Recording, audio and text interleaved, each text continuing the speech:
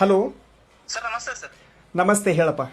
Sir ನಾ ಬೆಳಗಾವಿಂದ ಕಾಲ್ ಮಾಡೇನ್ರಿ. ಹಾ ಸರ್ 20-21 ರಿಸಲ್ಟ್ ಬರ್ತೈತೆ ಅನ್ನತ್ತಿದ್ರಿ. ಹಾ ಹಾ ಅಪ್ಪಿ. ಅದು ಯಾವಾಗ ಬರ್ತೈತೆ ಅಂತ ಕೇಳಕಂತ ಕಾಲ್ ಮಾಡಿದ್ದೆ ಸರ್. ಇಲ್ಲಪ್ಪಿ, ಅದು ಪಕ್ಕಾ ನ್ಯೂಸ್ ಇಲ್ಲಪ್ಪಿ. ಈಗ ನೋಡು, ಯಾವುದೋ ಒಂದು ವೆಬ್ಸೈಟ್ ಒಳಗೂ ಇಲ್ಲ, ಯಾವುದೋ ಯಾರೋದವ್ರು ಹೇಳಿಲ್ಲ, ಯಾರೋ ಜಡ್ಡಾರೋದವ್ರು ಹೇಳಿಲ್ಲ, ಕರ್ನಲ್ಲೂ ಕೂಡ ಇದೇ ಡೇಟಿಗೆ ಬರ್ತದಿತ್ತ ಯಾರೋ ಫಿಕ್ಸ್ ಹೇಳಿಲ್ಲಪ್ಪಿ. ಹಾ ಸರ್. ಇನ್ನಾದ್ರು ನೋಟಿಫಿಕೇಶನ್ ಒಳಗೂ ಇಲ್ಲ, ಯಾವುದೋ ವೆಬ್ಸೈಟ್ ಒಳಗೂ ಅಪ್ಪಿ ಇದೇ ಡೇಟಿಗೆ ಬರ್ತೈತಿ ಅಂತ ಹೇಳಿ ಎಲ್ಲಿಯೂ ಕೂಡ ಯಾರು ಕೂಡ ಹೇಳಿಲ್ಲ ಹಾ ಸರ್. ಅಪ್ಪಿ. ರಿಸಲ್ಟ್ ನೋಡಪ್ಪ, ಇದ ಬರುವಂತ 22ನೇ ತಾರೀಕಿನಿಂದ 30ನೇ ತಾರೀಕು ಒಳಗಾಗಿ, ಈ ಮಂತ್ ಎಂಡ್ ಒಳಗಾಗಿ ನಿಮಗೆ ರಿಸಲ್ಟ್ 100% ಬಂದ ಬರ್ತೈತಿ. ಹಾ ಸರ್. ಇಷ್ಟು ದಿವಸ ವೇಟ್ ಮಾಡಿರಿ, ಅಲ್ಲಿ ತನಕ ವೇಟ್ ಮಾಡ್ಕೋತೀರಿ. Okay okay sir. ಏನಪ್ಪಿ? ಹಾ sir. Okay sir. Thank you sir. Okay ಅಪ್ಪಿ. ಜೈನ್ ಸರ್. ಜೈ ಹಿಂದ್, ಜೈ ಹಿಂದ್. ಸ್ನೇಹಿತರೆ, ರಾಯಚೂರು ರ್ಯಾಲಿ ಇದೇ ಬರುವ 8ನೇ ತಾರೀಕು ಇರುವ ಕಾರಣದಿಂದ ನಿಮ್ಮ ಅಗ್ನಿವೀರ್ ರಿಸಲ್ಟ್ ಆದಷ್ಟು ಬೇಗನೆ ಬಿಡ್ತಾರ. ಎಲ್ಲರೂ ಇಷ್ಟು ದಿವಸ ವೇಟ್ ಮಾಡಿದ್ರಿ, ಇನ್ನೊಂದಿಷ್ಟು ದಿವಸ ವೇಟ್ ಮಾಡ್ಕೋತೀರಿ. ರಿಸಲ್ಟ್ ಬಿಟ್ಟ ತಕ್ಷಣ ನಮ್ಮ ಇನ್ಸ್ಟಾಗ್ರಾಮ್ ಚಾನಲ್ ಒಳಗೆ ನಾನು ವಿಡಿಯೋ ಮಾಡಿ ಹಾಕ್ತೀನಿ.